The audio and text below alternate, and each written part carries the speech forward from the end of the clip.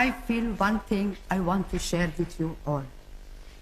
The greatest destroyer of peace today is the cry of the innocent, unborn child.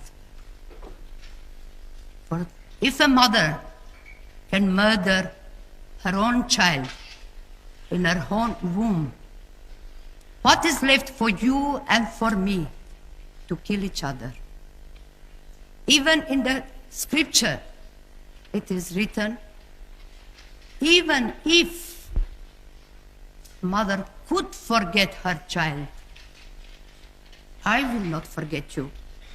I have curved you in the palm of my hand. Even if mother could forget. But today, millions of unborn children are being killed.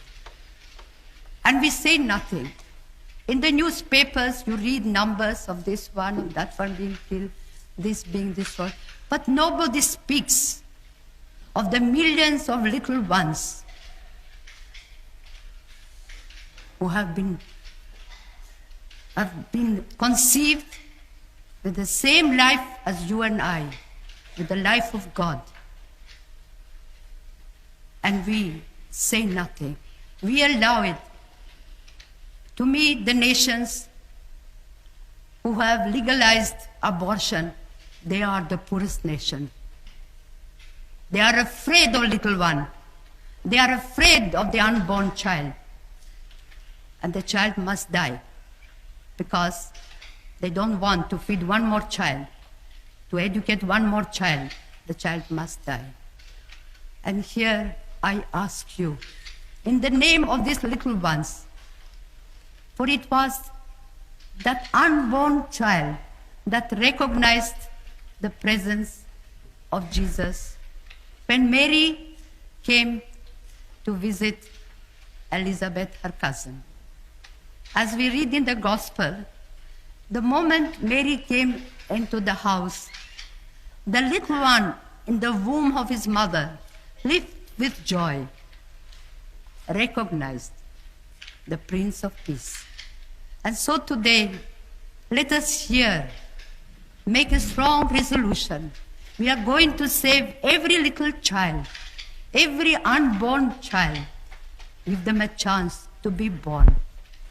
And what we are doing, we are fighting abortion by adoption.